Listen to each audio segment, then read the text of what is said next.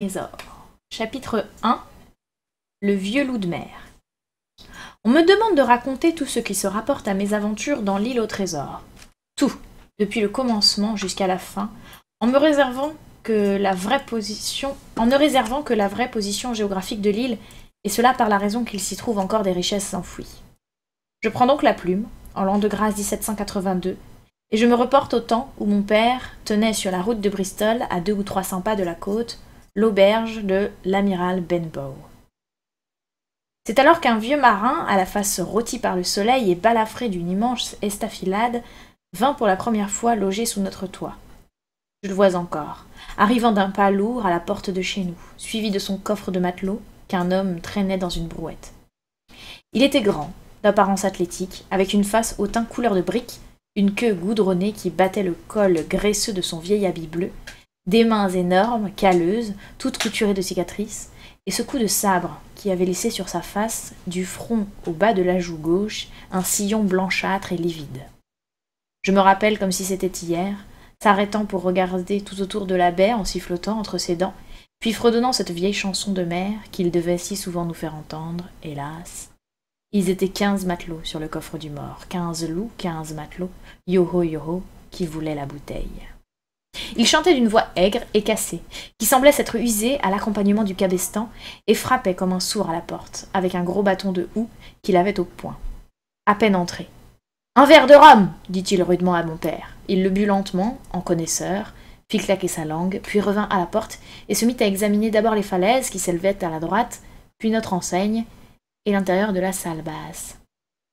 « Cette baie fera l'affaire, dit-il enfin, et la baraque me semble assez bien située.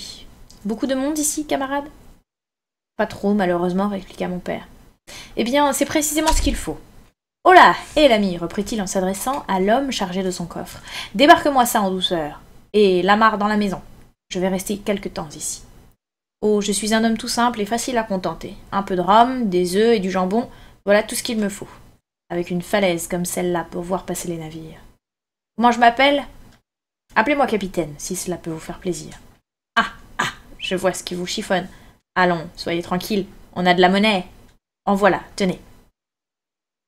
Il jeta 3 ou 4 pièces d'or à terre. Quand ce sera fini et que j'aurai bu et mangé pour ce qu'il y a là, vous me le direz. Un commandant n'aurait pas parlé plus fièrement. À vrai dire, malgré la grossièreté de ses habits et de son langage, il n'avait pas l'air d'un simple matelot, mais plutôt d'un second, ou d'un maître d'équipage de la marine marchande, habitué à parler haut et à taper dur. L'homme à la brouette nous dit que notre nouvelle hôte était arrivée le matin même par le coche du village voisin. Il avait demandé s'il y avait une bonne auberge pas trop loin de la côte, et qu'entendant dire du bien de la nôtre, apprenant qu'elle était isolée, il l'avait choisie comme résidence. C'est tout ce qu'il fut possible de savoir sur son compte. C'était un homme extraordinairement silencieux. Il passait toutes ses journées à flâner autour de la baie ou sur la falaise, armé d'un vieux télescope de cuivre. Le soir, il restait assis au coin du feu, dans le parloir, buvant du grog très fort. En général, il ne répondait même pas quand on lui adressait la parole, ou pour toute réponse, il se contentait de relever la tête d'un air furibond en soufflant par le nez comme un cachalot. Aussi, prîmes-nous bientôt l'habitude de le laisser tranquille. Chaque soir, en revenant de sa promenade, il demandait s'il n'était pas passé des marins sur la route. Nous pensions d'abord que cette question lui était dictée par le désir de voir des gens de sa profession, mais nous ne tardâmes pas à reconnaître que son véritable but était au contraire de les éviter. Quand un matelot s'arrêtait à l'amiral Benbow, comme cela arrivait parfois à ceux qui prenaient pour se rendre à Bristol la route de terre, notre hôte ne manquait jamais de le regarder par la porte vitrée avant d'entrer dans le parloir. Et tant que l'autre était dans la maison, il avait soin de ne pas souffler mot. Personnellement, je savais fort bien à quoi m'en tenir sur cette inquiétude toute spéciale que lui causait l'arrivée d'un homme de mer, et je puis même dire que je la partageais. Car fort peu de temps après son arrivée, il m'avait pris à part, m'avait promis de me donner tous les premiers du mois une pièce de 4 pence si je voulais avoir l'œil ouvert et veiller au grain. L'arrivée possible de certains marins à une seule jambe m'était particulièrement signalée. Je devais, dans ce cas, courir sans perdre une minute, avertir le capitaine de cet événement. Attends, j'ai l'impression qu'il y en a un qui cherche à attirer mon attention. C'est à quel sujet ?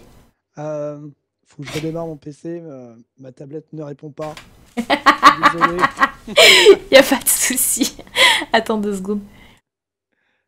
Hop. À tout de suite. À tout de suite. 15 secondes. Pas de problème. En fait, du coin de l'œil, je te voyais faire des gestes, je me dis, il se passe un truc, mais est-ce que c'est à moi qui s'adresse ou est-ce qu'il fait le clown pour les gens? Non, non, À tout de suite. tout de suite.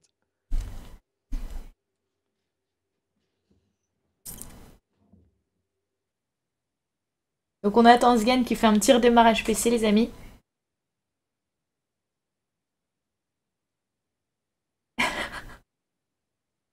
Je crois que j'ai rien d'autre, j'ai rien oublié d'autre à part ça. Tu disais quoi sur l'image?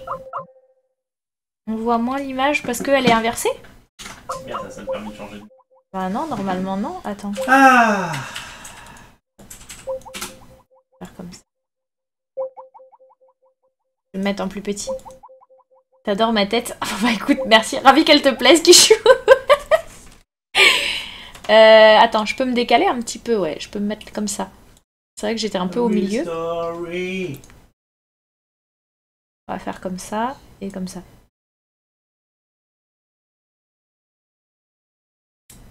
Ma cape d'habitude est dans l'autre sens. Alors, si c'est que ça pour vous faire plaisir, je peux. Je peux faire ça. C'est vrai que comme ça, au moins, on a l'impression que je regarde l'écran. Que je regarde ce qui se passe à l'écran, quoi. Voilà. Est-ce que vous êtes rassurés?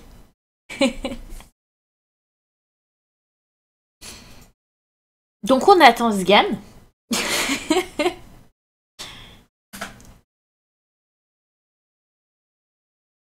Ça va sinon, j'ai un oublié. Il y a le son, il y a le titre. Il y a... Ça te stresse moins, d'accord, ok.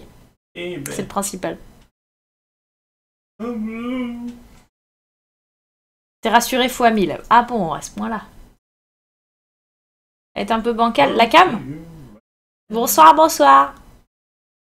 La cam ou Kichou est un peu bancale? Don't panic. Ça, c'est encore un bouquin que j'adorerais vous lire. H2G2, Guide du voyageur intergalactique. Mais ça va pas être possible. Parce qu'il y a des droits. Kichou, elle est bancale.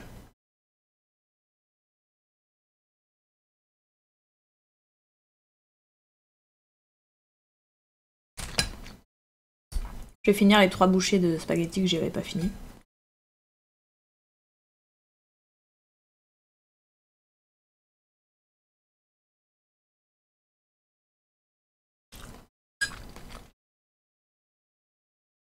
Je vois ça, Isu.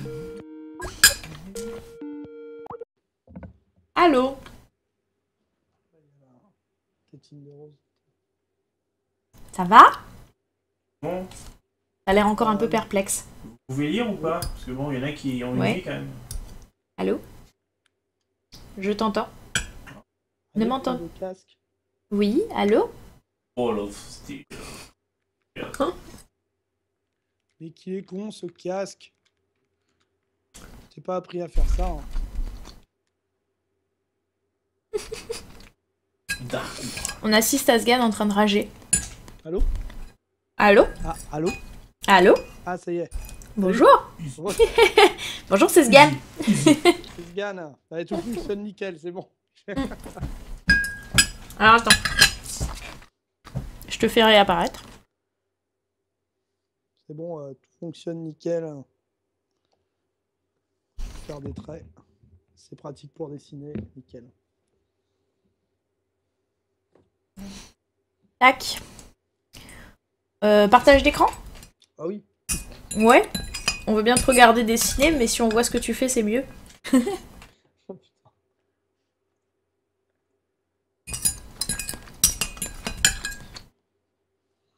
Yeah.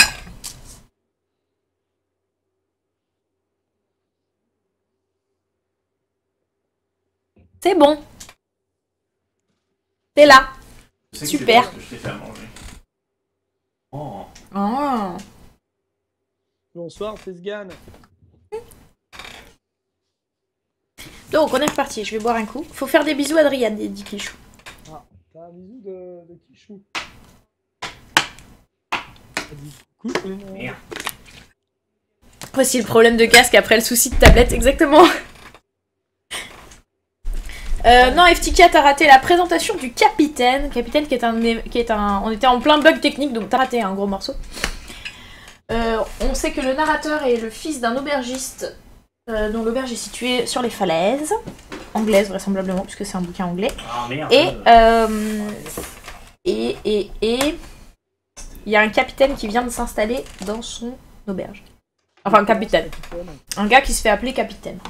Il a une cicatrice sur la gueule, c'est un vrai pirate. Il a des mains avec des cicatrices, un coup de sabre sur la gueule, en travers de la joue gauche et de l'œil. Enfin, du front au bas de la joue. Ouais, Et un air patibulaire, bien comme il faut. très bien. Tibulaire, mais pas tibulaire. Voilà, c'était la deuxième blague de la lecture créative. Voilà, hein. On a toujours pas les faux rires, c'est très dommage. Non, ouais, je trouve que c'est... Je vais réclamer au bout d'un moment. Je t'ai donné une deuxième chance de me mettre du fou rire et j'en ai toujours pas, je vais être déçue. Hein. Je peux faire ça si tu veux. Bon, allez. Ah, attends, t'es cadré tout en... Pourquoi t'es cadré tout en bas? Je suis penché, c'est... voilà. Ah, mais attends, c'est moi qui ai pas cadré comme il faut, je crois. C'est pas là. C'est bon? Voilà. Mieux quand tu réapparais. Et il réapparut. Il réapparut Sganaraïvel. Zianœuvre ne me... Moi, C'est quoi ce Gamin pseudo de Marel. Voilà. Comme ça, en plus, on voit le nombre de calques. C'est très bien. T'as plus l'air pirate à cicatrice que... Bah, FTK aussi, si tu te fais tabasser pendant tes stages, écoute, hein. Ouais, avec la coup de ceinture, c'est chiant. C'est ça. Bon, je reprends au début du paragraphe où on en était, où il demande au narrateur, en fait, le capitaine demande au narrateur de surveiller l'arrivée d'autres marins dans le coin. Voilà. Voilà, je reprends là. Ok.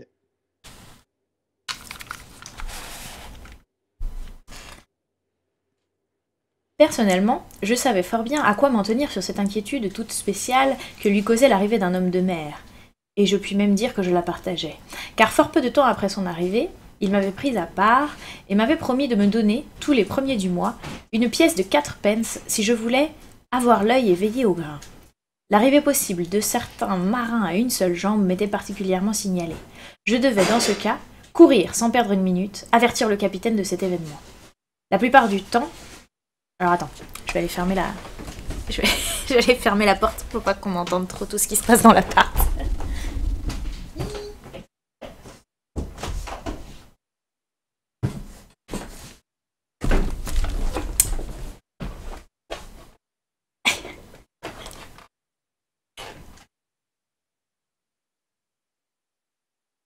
Je devais, dans ce cas, courir sans perdre une minute, avertir le capitaine de cet événement. La plupart du temps, il est vrai, quand le premier du mois arrivait, j'étais obligée de réclamer mes gages et je n'obtenais en réponse qu'un bruit nasal accompagné d'un regard qui me faisait baisser les yeux. Mais avant la fin de la semaine, j'étais sûre que le capitaine m'apporterait ma pièce de 4 pence et me réitérerait l'ordre d'ouvrir l'œil et de signaler au plus vite l'arrivée du marin à une seule jambe.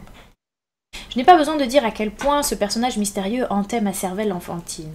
Par les nuits orageuses, quand le vent secouait les 4 coins de la maison et que les vagues venaient se briser sur la falaise avec un bruit de tonnerre, je le voyais, sous 1000 aspects variés et plus diaboliques les uns que les autres. Tantôt la jambe était coupée au genou, tantôt à la hanche, d'autres fois l'homme devenait une sorte de monstre qui n'avait jamais eu qu'une seule jambe au milieu du corps. Mais le pire cauchemar était de le voir courir et me poursuivre à travers les champs en sautant par-dessus les haies. Au total, je payais assez cher ma pièce mensuelle de 4 pence, avec ses rêves abominables. Mais en dépit de cette terreur que me causait l'idée seule de l'homme à la jambe unique, j'étais beaucoup moins effrayée du capitaine lui-même que de toutes les autres personnes de mon entourage.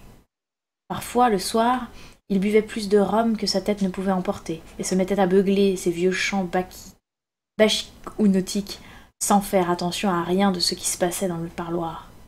Mais, d'autres fois, il faisait donner des verres à tout le monde et forçait les pauvres gens tremblants à écouter des histoires sans queue ni tête ou à l'accompagner en chœur. Bien souvent, j'ai entendu vibrer tous les planchers de la maison au chant du « Yo-ho, yo-ho » qui voulait une bouteille. Tous les voisins s'y mettaient à tue-tête, car la peur les talonnait, et c'était à qui crierait le plus fort pour éviter ces observations. C'était que, dans ses accès, notre locateur était terrible. Il faisait trembler la terre sous ses coups de poing pour réclamer le silence, ou bien il se mettait dans une colère effroyable parce qu'on lui adressait une question, ou parce qu'on ne lui en adressait pas, et qu'il en concluait que la compagnie n'écoutait pas son histoire. Il n'aurait pas fallu non plus s'aviser de quitter l'auberge avant qu'il fût allé se coucher en titubant. Notez que, presque toujours, ces récits étaient faits pour donner la chair de poule. Ce n'était que pendaison à la grande vergue, coups de couteau, combats au corps à corps, tempêtes effroyables, aventures ténébreuses sur les océans des deux mondes. D'après ses propres dires, il avait certainement vécu parmi les plus atroces gredins que la mer ait jamais portés, et le langage dont il se servait pour décrire toutes ces horreurs était fait pour épouvanter de simples campagnards comme nos habitués, plus encore peut-être que les crimes mêmes dont ils écoutaient le récit. Cet homme nous glaçait littéralement le sang dans les veines. Mon père répétait du matin au soir que sa présence finirait par ruiner l'auberge et que nos plus fidèles clients finiraient par se lasser d'être ainsi brutalisés, sans compter qu'il rentrait habituellement chez eux les cheveux hérissés de terreur. Mais je croirais volontiers au contraire que ces étranges veillées nous attiraient du monde. On avait peur, et pourtant on prenait goût à ces émotions poignantes. Après tout, le capitaine mettait un peu d'intérêt dans la vie monotone de la campagne. Certains jeunes gens affectaient même de l'admirer, disant que c'était un vrai loup, un vieux marsouin, un de ces hommes qui ont fait l'Angleterre si terrible sur les mers. Il avait un autre défaut plus dangereux pour nos intérêts, c'est qu'il ne payait pas ses dépenses. Or, les 3 ou 4 pièces d'or qu'il avait jetées à terre en arrivant, on ne vit jamais un sou de lui. Les semaines et les mois s'écoulaient, la note s'allongeait démesurément, et mon père ne pouvait se décider à demander son dû. S'il arrivait qu'il fît en tremblant une allusion lointaine à cette note, le capitaine se mettait alors à renifler si bruyamment que mon père se hâtait de battre en retraite. Je l'ai vu se tordre les mains de désespoir après une rebuffade semblable où il vivait, et je ne doute pas que la peur et l'inquiétude où il vivait, plongé, n'aient contribué à abréger sa vie. Pendant tout ce temps qu'il resta chez nous, le capitaine ne fit aucun changement dans sa toilette. À peine acheta-t-il quelques paires de bas à un colporteur. Une des agrafes de son chapeau à 3 cornes étant tombée, il laissa pendre le rebord qu'elle relevait, quoique cela fût très incommode quand il faisait du vent.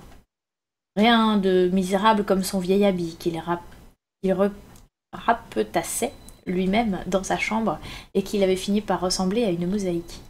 Jamais il n'écrivait, jamais il ne recevait de lettres. Il ne parlait qu'aux habitués de l'auberge. Encore était-ce uniquement quand il était ivre. Pas une âme vivante ne pouvait se vanter d'avoir vu son coffre ouvert. Il ne trouva son maître qu'une seule fois.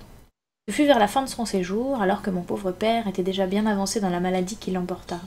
Notre médecin, le docteur Livesey, venu assez tard dans l'après-midi pour faire sa visite quotidienne, accepta de dîner et que lui offrait ma mère.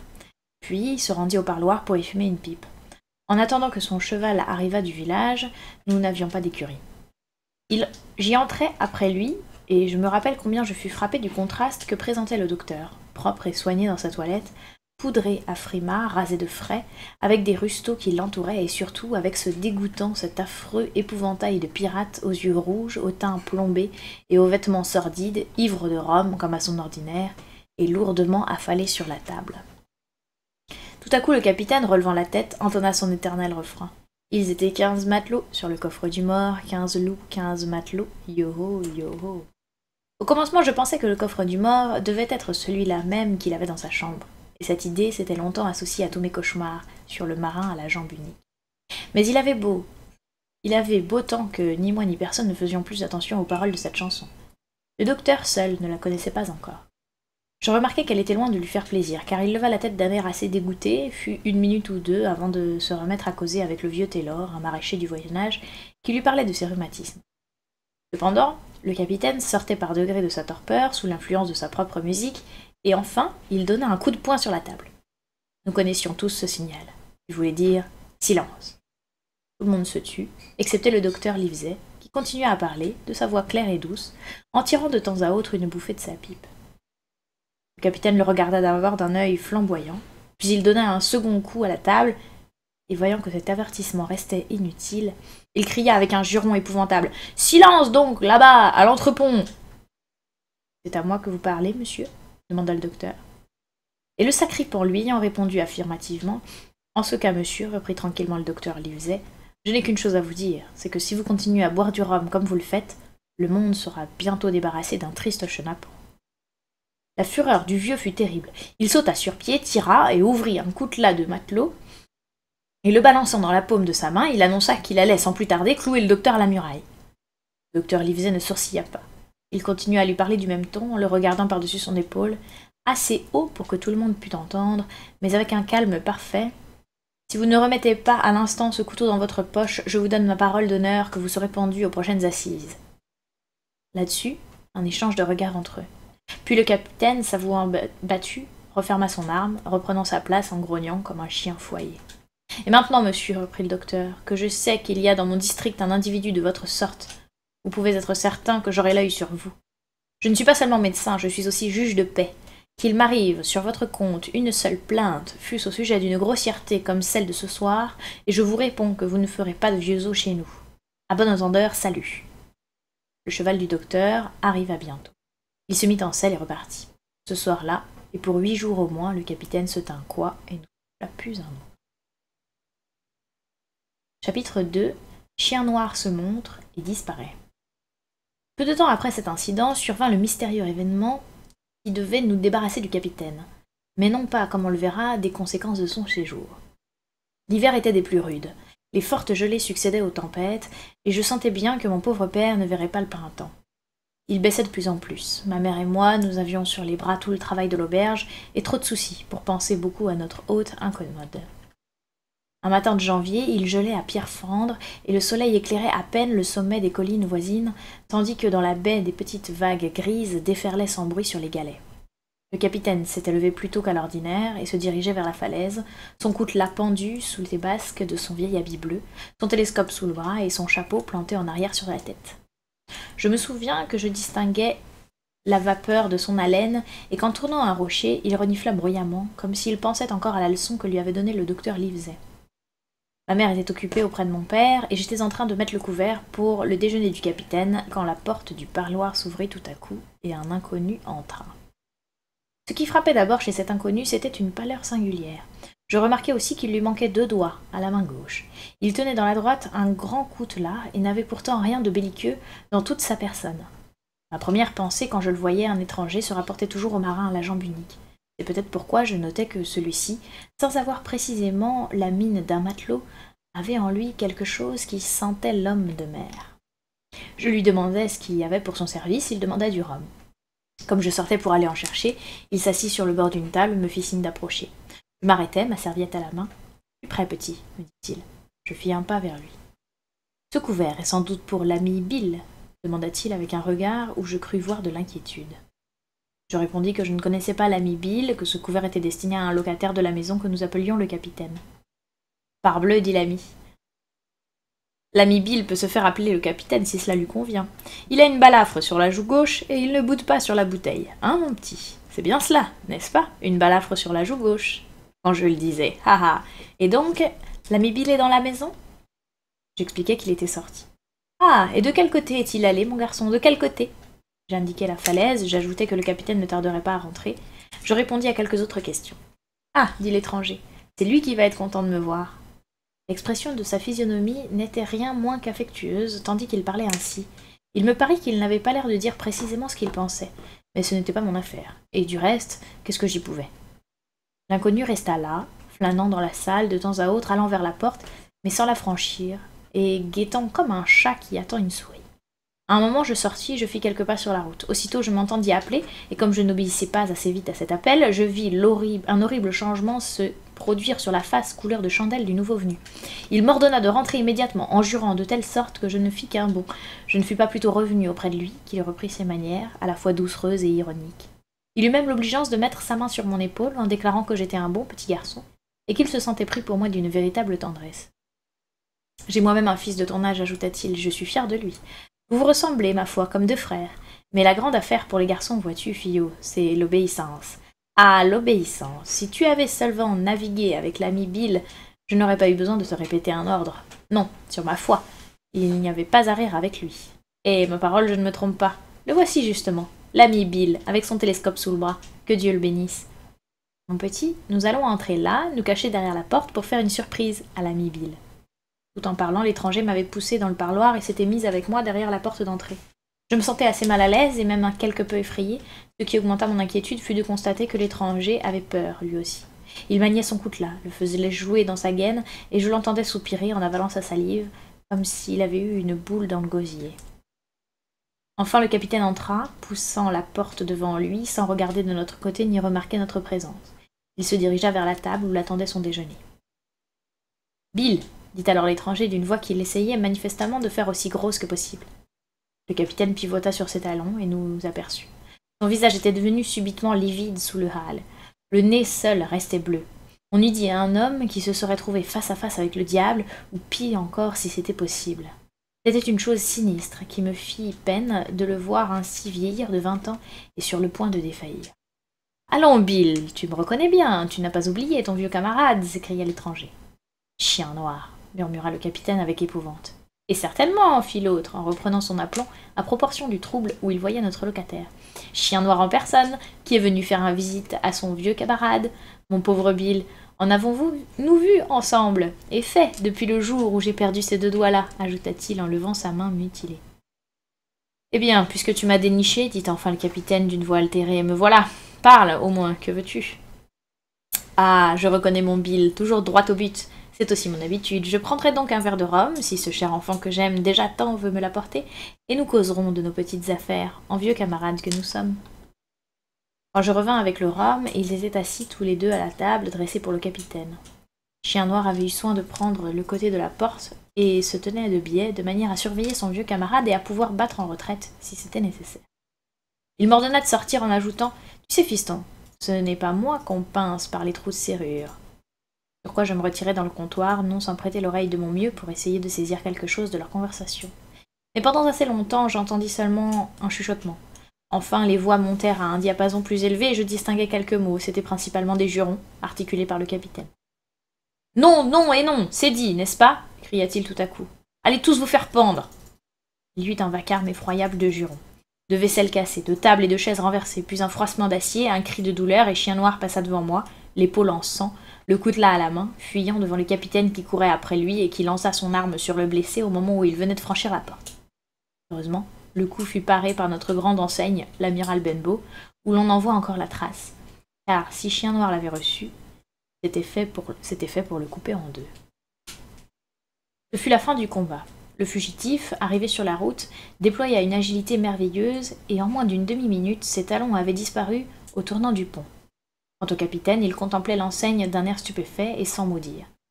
Enfin, il passa 2 ou 3 fois la main sur ses yeux et rentra dans la maison. « Jim, me dit-il, un peu de rhum. » Comme il parlait, je le vis chanceler, puis se retenir au mur pour ne pas tomber. « Êtes-vous blessé, capitaine » m'écriai-je. « Du rhum » répéta-t-il, « il faut que je quitte cette auberge à l'instant. Du rhum, du rhum !» Je courus en chercher. J'étais tout tremblant et je cassai un verre. Je n'avais pas fini d'en remplir un autre quand j'entendis le bruit d'une chute dans le parloir. Remontant au plus vite, je trouvai le capitaine, étendu de tout son long sur le plancher. Presque au même instant, ma mère, attirée par les cris et le vacarme de la lutte, descendait l'escalier. Elle m'aida à soulever le capitaine, nous nous aperçûmes à l'homme qu'il respirait péniblement, avec une sorte de râle. Ses yeux étaient clos, sa figure livide. « Mon Dieu !» criait ma mère. « Quelle honte pour notre maison! Et le père, malade, avec ça !» Nous pensions naturellement que le capitaine avait été blessé, et nous étions assez embarrassés pour le secourir. J'essayai de lui faire avaler un peu de rhum, mais ce fut en vain. Ses dents étaient serrées entre ses mâchoires comme par un étau. Ce fut un grand soulagement de voir arriver sur ces entrefaites le docteur Livesey, qui venait faire sa visite quotidienne à mon père. « Docteur, que faire? Où est-il blessé ?» disait ma mère. « Blessé? Quelle plaisanterie! Pas plus blessé que moi, je vous assure, répondit le docteur. C'est tout simplement la bonne attaque d'apoplexie que je lui ai promise. Remontez auprès de votre mari, Mistress Hawkins, et ne lui dites rien de tout ceci s'il est possible. Quant à moi, je vais faire de mon mieux pour rappeler cet intéressant personnage à la vie. Jim, va me chercher une cuvette. » Quand je revins, le docteur avait déjà déchiré la manche du capitaine et mis à nu son grand bras musculeux. De nombreux tatouages en décoraient l'épiderme. Bonne chance, bon vent, le caprice de Billy Bones sur l'avant-bras. Près de l'épaule, une potence avec son pendu, fort joliment dessiné à mon estime. « L'horoscope du sujet, » dit le docteur en désignant la potence au bout de sa lancette. « Et maintenant, monsieur Billy Bones, puisque c'est ainsi qu'on vous le nomme, nous allons voir la couleur de votre sang. »« Jim, reprit-il en s'adressant à moi, as-tu peur de voir une saignée ?»« Non, monsieur, répondis-je. »« Eh bien, tiens-moi la cuvette, mon garçon, pendant que je lui fends la veine. » Il fallut ôter beaucoup de sang au capitaine avant qu'il ouvrît les yeux. Il parut mécontent en reconnaissant le docteur, mais sa figure se radoucit quand il me vit près de lui. Puis soudain il pâlit, tenta de se soulever en criant « Où est Chien Noir ?» « Il n'y a pas de chien noir ici, si ce n'est celui qui repose sur votre dos, dit rudement le docteur. Vous avez bu trop de rhum, et cela vous a valu l'attaque que je vous avais prédite. Je viens à mon grand regret de vous tirer d'affaire, parce que c'est mon métier. Maintenant, monsieur Bones... Je ne m'appelle pas ainsi, interrompit le capitaine. C'est le cadet de mes soucis, et je vous prie de le croire, reprit tranquillement le docteur. Bones est en tout cas le nom d'un écumeur qui ne vaut pas mieux que vous, et je crois faire injure ni à l'un ni à l'autre en vous appelant ainsi. Pour abréger, ce que j'ai à vous dire le voici. Un verre de rhum ne vous tuera pas, mais si vous en prenez un, vous en prendrez 2, vous en prendrez 3, puis 4, et alors vous êtes un homme mort. Mort, entendez-vous? Et vous irez où vous savez, comme celui de la Bible. Allons, essayez de vous mettre sur pied, je vous aiderai à monter au lit. Soutenu par le docteur et moi, le capitaine parvint à faire l'ascension de l'escalier et s'étendre sur son lit. À peine sa tête avait-elle touché l'oreiller qu'elle se renversa comme s'il perdait connaissance. « Faites bien attention, répéta le docteur. Je m'en lave les mains désormais. Si vous touchez encore du rhum, c'est la mort. » Et il le quitta, pour se rendre auprès de mon père, en me prenant par le bras. « Ce ne sera rien, me dit-il, quand la porte se fut refermée sur nous. Je lui ai tiré assez de sang pour qu'il se tienne tranquille pendant quelques jours. S'il peut rester au lit une semaine ou 2, c'est encore ce qu'il y a de mieux à faire pour vous et pour lui. Mais une autre attaque réglerait son compte. » Chapitre 3. La marque noire. Vers midi, je remontais chez le capitaine avec des boissons rafraîchissantes et des médicaments prescrits par le docteur. Le malade était couché, à peu près comme nous l'avions laissé, un peu plus haut peut-être sur son oreiller, et il semblait à la fois affaibli et excité. « Jim, me dit-il, tu es le seul ici qui vaille quelque chose et j'ai toujours été bon pour toi. Tu le sais, chaque mois je t'ai donné une belle pièce de 4 pence. Maintenant que me voilà au bassin du carénage, abandonné de tout et de tout le monde, tu ne me refuseras pas un verre de rhum, n'est-ce pas, camarade ?» Vous savez bien que le docteur, commençai-je. Mais il me coupa la parole, en envoyant le docteur à tous les diables avec ce qu'il lui restait de voix dans la gorge. « Les médecins sont de vieux faubert, criait-il, et celui-ci, qui peut rien comprendre aux gens de mer, je te le demande. Moi qui te parle, je me suis vu dans des endroits où il faisait plus chaud qu'au fond d'un four, et tout le monde crevait de la fièvre jaune, où la terre elle-même se soulevait en forme de vague par l'effet des tremblements de terre. Est-ce que ton docteur a jamais rien vu de pareil? Et je me tirais seul d'affaire, grâce au rhum tout seul. Le rhum était mon pain, mon vin, mon pays, mon ami, mon tout. Et maintenant que me voilà sur le flanc, comme une pauvre vieille carcasse de navire, on voudrait me priver de rhum? Si tu prêtais la main à une chose pareille, Jim, ce serait m'assassiner, ni plus ni moins. Mon sang retomberait sur ta tête, tu peux être certain, et sur celle de ce veau marin de docteur. Ici, tout un chapelet de jurons assortis. Puis, d'un ton indolent, « Vois, mon petit Jim, comme mes doigts tremblent. Je ne puis même pas les tenir en place, non, je ne puis pas. Dire que je n'ai pas encore eu une goutte de toute la journée. Ce docteur est un idiot, crois-moi. Si tu ne me donnes pas un coup de rhum, je deviendrai fou, voilà tout. Je sens déjà que ça commence, j'ai des hallucinations. J'ai vu le vieux Flint, dans le coin derrière toi. Je l'ai vu comme je te vois. Si cela me prend, dame, je ne réponds plus de rien. On fera de moi un vrai Caïn, là. D'ailleurs, votre satané docteur a dit lui-même qu'un verre ne me ferait pas de mal. Je te donnerai une guinée d'or pour ce verre, Jim. » Il se montait de plus en plus, et cela m'effrayait pour mon père, qui était bien bas en ce jour-là et avait besoin de repos. D'autre part, le docteur avait bien dit qu'un seul verre de rhum ne ferait pas de mal au capitaine. J'étais seulement offensé qu'il essayât de me corrompre à un prix d'or. « Je ne vous demande pas votre argent, lui dis-je, hors de celui que vous devez à mon père. Quant au rhum, je vous en donnerai un verre, mais pas plus, entendez-le bien. » Quand je l'apportai, il le saisit avidement et le vida d'un trait. « Ah, fit-il, cela va déjà mieux, je t'assure. Et maintenant, camarade, dis-moi un peu combien de temps le docteur prétend que je reste couché sur ce vieux cadre. »« Une semaine au moins, lui dis-je. »« Tonnerre, une semaine, c'est impossible, cria-t-il. D'ici là, ils m'auront envoyé la marque noire. Les voilà déjà qui rôdent autour de moi, les marsouins. Tas d'imbéciles qui n'ont pas su garder ce qu'ils avaient. Il leur faudrait la part des autres, maintenant.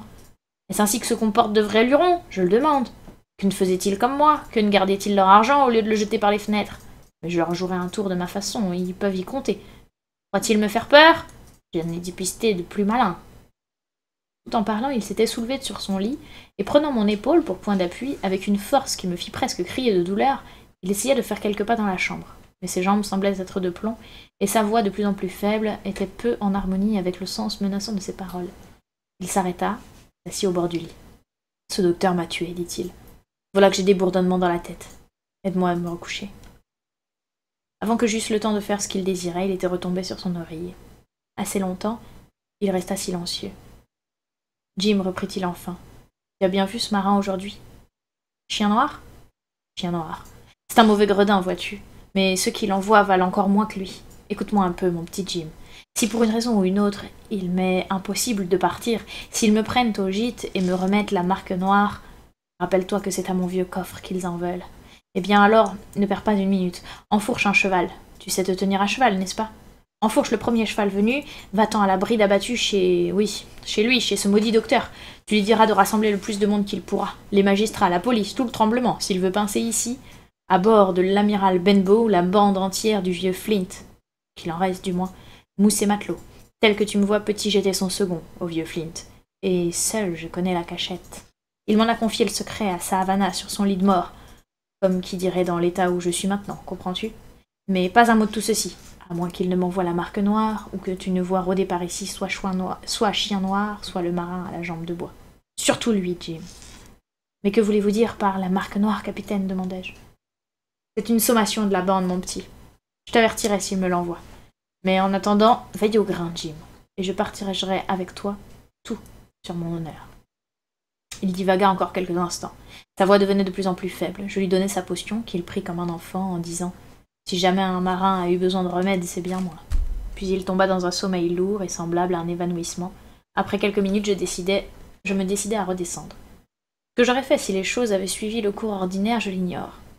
Très probablement, j'aurais tout conté au docteur, car je mourais de peur que le capitaine ne vînt à regretter sa confidence et me fît disparaître. Mais il advint que mon pauvre père mourut ce même soir d'une manière tout à fait soudaine, et ce malheur nous fit naturellement oublier tout le reste.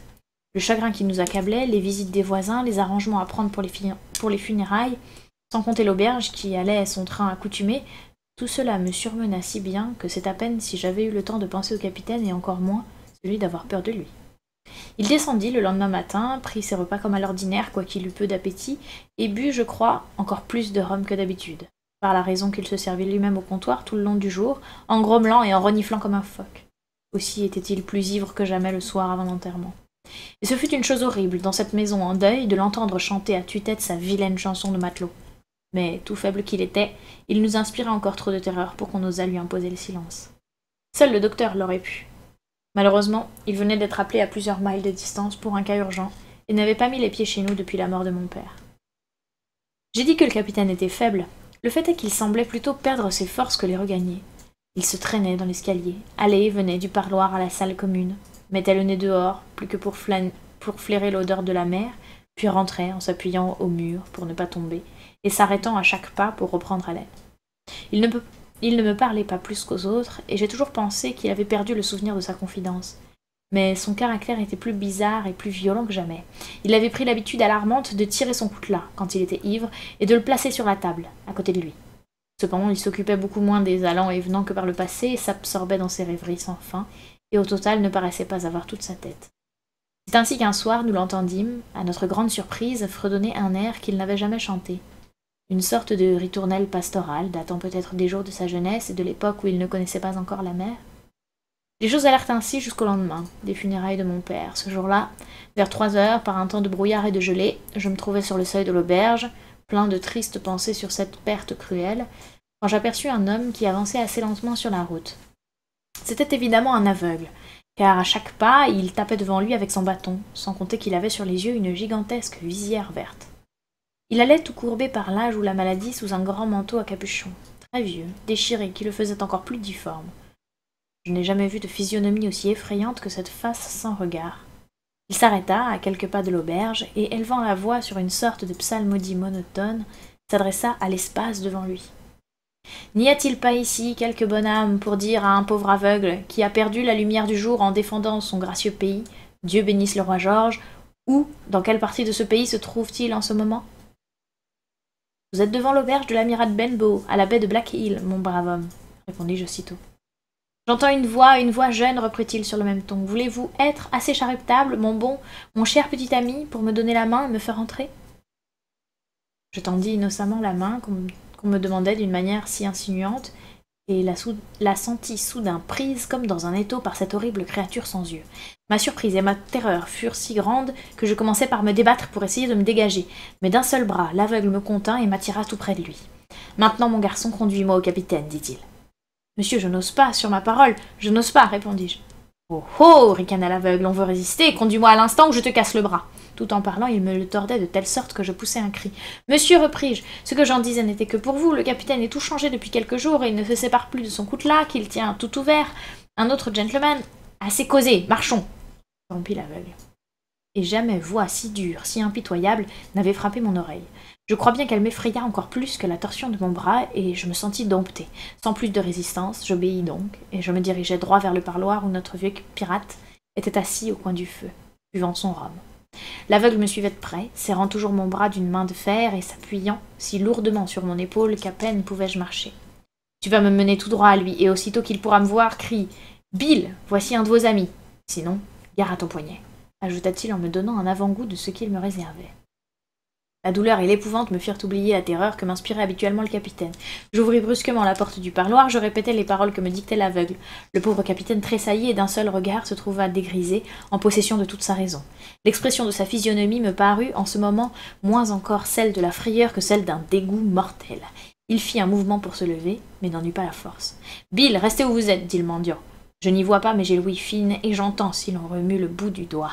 Les affaires sont les affaires. Tendez votre main gauche. Garçon, prends cette main gauche par le poignet, mets-la près de ma main droite. » Nous obéîmes tous deux passivement. Je vis alors l'aveugle passer quelque chose du creux de la main qu'il tenait, son bâton, dans la paume du capitaine.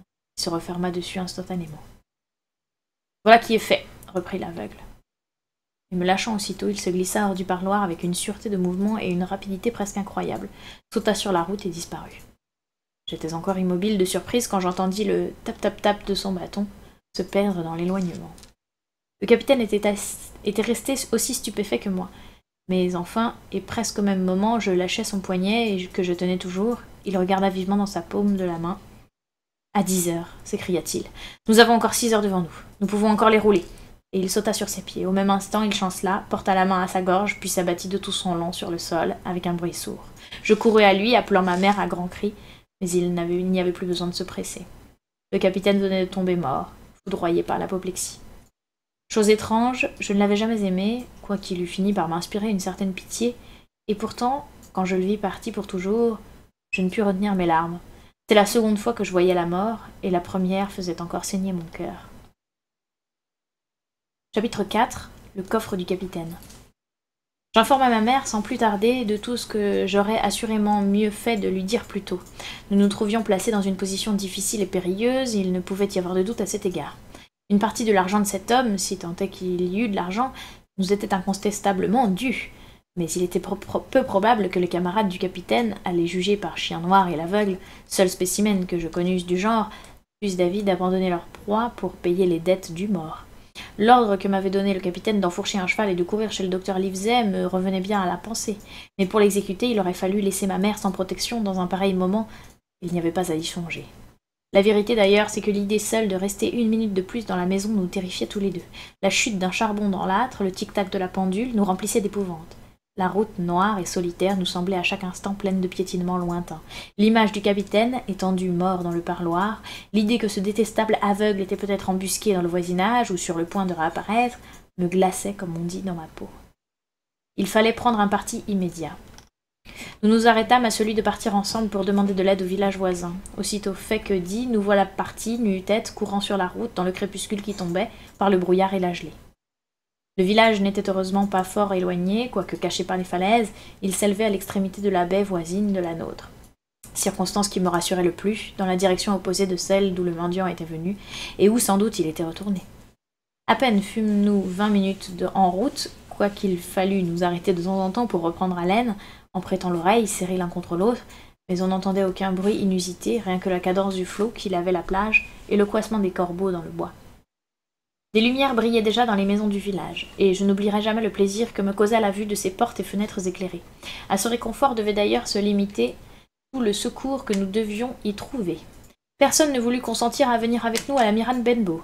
Les hommes, au moins, auraient pu rougir de se montrer si pusillanimes. Plus nous insistions sur nos craintes, plus ils s'accrochaient, tous, hommes, femmes et enfants, à l'abri tutélaire de leur maison. Le nom du capitaine Flint, qui m'était inconnu, quand je l'avais entendu prononcer par notre défunt locataire, n'était que trop familier par là et portait la terreur avec lui. Quelques paysans qui avaient travaillé au champ de l'autre côté de l'auberge déclaraient avoir remarqué sur la route des étrangers qu'ils avaient pris pour des contrebandiers et s'être hâtés de décamper, dans le but de n'être pas impliqués dans l'affaire. L'un d'eux assurait avoir vu un petit cotre à l'ancre dans une crique que nous appelions le trou de Kit. Du reste, n'importe qui s'intitulait le camarade du feu capitaine devenait par cela même suspect. Bref, les volontaires s'offraient en foule pour s'en aller à cheval prévenir le docteur Livesey dans la direction opposée à l'amiral Benbow, mais pas un ne consentait à venir avec nous défendre l'auberge. On dit que la lâcheté est contagieuse, mais d'autre part, la discussion relève souvent les courages. C'est précisément ce qui arriva à ma mère. Quand chacun eut donné son avis, elle prit la parole. Rien ne pouvait l'empêcher, disait-elle, de tenter un effort pour sauver l'argent qui appartenait à son fils orphelin. Si nul de vous n'ose venir à notre aide, dit-elle, Jim et moi, nous irons tout seuls. Oui, nous retournerons chez nous, comme nous sommes venus, et nous nous passerons de vous, poule mouillée que vous êtes. Nous ouvrirons le coffre, dussions-nous payer ce devoir de notre vie. Tout ce que je vous demande, Mistress Crowley, c'est de nous prêter le sac que je vois là pour emporter l'argent qui nous appartient légitimement. Je déclarai bien entendu que j'étais prêt à escorter ma mère, et bien entendu aussi on poussa de hauts cris sur notre témérité. Mais n'empêche que pas un seul homme n'eut le courage de partir avec nous. On consentit seulement à me prêter un pistolet chargé en cas d'attaque, et l'on promit de nous tenir des chevaux tout scellés pour notre retour en cas de poursuite. En outre, il fut convenu qu'un gars serait immédiatement envoyé au docteur Livesey pour demander l'appui de la force armée. Je puis dire que le cœur me battait de belle manière quand nous partîmes tous les deux dans la nuit noire, maman et moi, en cette périlleuse aventure. La lune, qui se trouvait dans son plein, se levait à peine et commençait à montrer un bord rougeâtre au-dessus du brouillard. Raison de plus pour nous hâter, car il était évident qu'il ferait clair comme en plein jour avant que nous eussions fini, et dès lors notre départ serait signalé, s'il y avait des espions en campagne. Nous nous glissions donc rapidement le long des haies en faisant le moins de bruit possible. Nous arrivâmes ainsi chez nous sans avoir rien vu ou entendu de suspect. C'est avec un véritable soulagement que nous refermâmes sur nous la porte de l'amiral Benbow. Mon premier soin fut de pousser le verrou. Un instant nous reprîmes haleine dans les ténèbres, seuls dans la maison avec le cadavre du capitaine. Puis ma mère alluma une chandelle et nous tenant par la main, nous entrâmes dans le parloir. Le mort était comme nous l'avions laissé, sur le dos, les yeux grands ouverts et un bras étendu. « Tire le store, Jim !» me dit tout bas ma mère. « On pourrait nous voir du dehors. » Et maintenant, reprit-elle, quand je lui ai obéi, « il s'agit de lui prendre la clé du coffre, ce qui est impossible sans le toucher, » ajouta-t-elle avec un frémissement d'horreur. À l'instant, je m'agenouillais près du cadavre, par terre, à côté de sa main ouverte, se trouvait un petit morceau de papier coupé en rond, noirci d'un côté. C'était évidemment la marque noire. Je ramassai le papier, je vis qu'au revers, resté blanc, il portait ce message laconique d'une grosse écriture très lisible, « À ce soir, 10 heures. » « Mère, il avait jusqu'à 10 heures, m'écriai-je. Et comme je parlais encore, l'horloge se prépara à sonner. Ce bruit inattendu nous fit grand-peur, mais après tout, la nouvelle était bonne, car il n'était que 6 heures. « Allons, Jim, dit maman, cette clé. » Je tâtai les poches l'une après l'autre, quelques petites monnaies, du fil, des aiguilles, un dé à coudre, un couteau, un bout de tabac à chiquer, une boîte à amadou, un briquet, une boussole de poche. Voilà tout ce que je trouvais. Je commençai à désespérer de découvrir la clé. Peut-être est-elle suspendue à son cou, suggéra ma mère. Surmontant ma répugnance, j'ouvris vivement son col de chemise, et là, en effet, suspendu à un cordon goudronné, que je coupais avec son propre couteau, je trouvai la clé. Cette victoire nous remplit d'espoir. Nous nous hâtâmes de monter chez lui, dans la petite chambre qu'il avait occupée si longtemps et d'où le fameux coffre n'avait pas bougé depuis le jour de son arrivée. Ce coffre était semblable à toutes les malles de matelot, fait en bois dur, usé au coin comme s'il avait longtemps servi, et marqué sur le couvercle au fer rouge d'un grand B. « Donne-moi la clé, me dit ma mère. Et malgré la dureté de la serrure, elle eut, en un clin d'œil, fait tourner le pêne et rejeté le lourd couvercle en arrière. Une forte odeur de tabac et de goudron s'exhala aussitôt. Nous ne vîmes rien sur le dessus qu'un costume complet, en fort bon état, proprement plié et brossé. Comme le fit remarquer ma mère, ces vêtements ne devaient pas même avoir été portés. Ils recouvraient un assemblage assez hétéroclite de menus objets.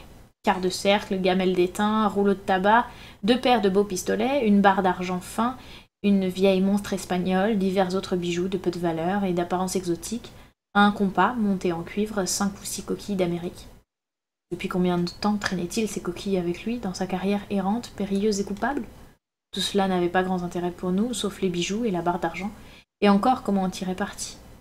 Ainsi, nous poursuivions activement nos recherches. Le fond du coffre était occupé par un vieux caban de matelot, blanchi par le sel de plus d'une plage lointaine. Ma mère le tira avec impatience, et nous découvrîmes alors les derniers objets que recelait la caisse. Un paquet enveloppé de toile cirée et qui nous parut rempli de papier, puis un sac de toile, d'où sortit, quand je le touchais, un tintement d'or. « Nous allons montrer à ces coquins que nous sommes d'honnêtes gens, » dit ma mère. « Je prendrai mon dû, pas un liard de plus. Tiens-moi le sac de Mistress Crowley. » Et elle se mit à compter les pièces d'or, qu'elle jetait au fur et à mesure dans le sac que je tenais ouvert. Son projet était d'arriver au total exact de la note du capitaine. Mais ce n'était pas une opération aussi simple qu'on pourrait le croire, car les pièces étaient de tout modèle et de tout pays. Des doublons, des louis, des guinées, des onces, que sais-je encore. Le tout pêle-mêle. Encore, les guinées étaient-elles les plus rares et les seules que ma mère sut compter. Nous n'étions pas à moitié de ce travail quand je l'arrêtai soudain, posant ma main sur son bras. Dans le silence de la nuit, je venais de percevoir un son qui me glaçait le sang dans les veines. Le tap-tap-tap du bâton de l'aveugle sur le sol durci par la gelée. Le son se rapprochait. Nous écoutions, retenant notre haleine. Le bâton frappa le seuil de la porte, et nous entendîmes le loquet qu'on tournait, puis le verrou secoué par le misérable. Il y eut un long silence. Enfin le tap-tap-tap recommença, s'éloigna lentement, à notre joie inexprimable. Finit par se perdre au loin. « Mère !» m'écriai-je, « prenons tout et partons !» J'étais sûre que cette porte verrouillée devait avoir paru suspecte, et que toute la bande n'allait pas manquer de nous tomber sur le dos. Et pourtant, que j'étais aise d'avoir pensé à pousser ce verrou. Pour s'en faire une idée, il faut avoir vu ce terrible aveugle. Si effrayée que fut ma mère, elle ne voulut à aucun prix entendre parler de prendre un sou de plus que son dû. Quant à prendre un sou de moins, elle s'y refusait obstinément. « Il est à peine 7 heures, disait-elle, je veux tout ce qui m'appartient. » Elle parlait encore quand un coup de sifflet très prolongé se fit entendre à une assez grande distance sur la hauteur. Cette fois, il ne fut plus question de rester. « J'emporterai ce que j'ai là, dit ma mère en se relevant précipitamment. Et moi je prends ceci pour faire un compte rond, m'écriai-je en ramassant le paquet de toile cirée. L'instant d'après, nous dévalions l'escalier dans les ténèbres, laissant notre chandelle auprès du coffre vide. Nous prenions la porte et nous gagnions au pied. Le brouillard commençait à se dissiper et la lune éclairait déjà en plein les hauteurs qui nous entouraient. Heureusement pour nous, le chemin creux et les environs de l'auberge se trouvaient encore plongés dans la brume et une obscurité relative favorisait notre fuite, au moins au début. Mais nous avions à franchir un espace éclairé, à peu près à mi-chemin du village, et le pis, c'est qu'un bruit de pas nombreux se faisait déjà entendre derrière nous. Bientôt nous eûmes la certitude que ces pas étaient ceux d'une troupe d'hommes se dirigeant vers l'auberge et dont l'un portait une lanterne. « Mon enfant, dit tout à coup ma mère, prends l'argent et sauve-toi, je crois que je vais défaillir. » C'était fini, nous allions être pris. Ah, que j'en voulais à nos voisins de leur indigne lâcheté. Par bonheur, nous touchions presque au petit pont. Tant bien que mal, j'aidai ma mère à marcher jusqu'au bord du fossé. En y arrivant, elle poussa un soupir, tomba évanouie sur mon épaule. Je ne sais où je trouvais la force nécessaire pour la pousser, ou plutôt la traîner jusqu'au fond du fossé, tout contre l'arche du pont. Je ne pouvais faire plus. Le pont était trop bas pour me permettre autre chose que me cacher dessous. Mince comme j'étais, en rampant sur les genoux et les mains, il fallut donc rester là, ma mère presque absolument en vue de la route, et tous deux à portée de voix de l'auberge.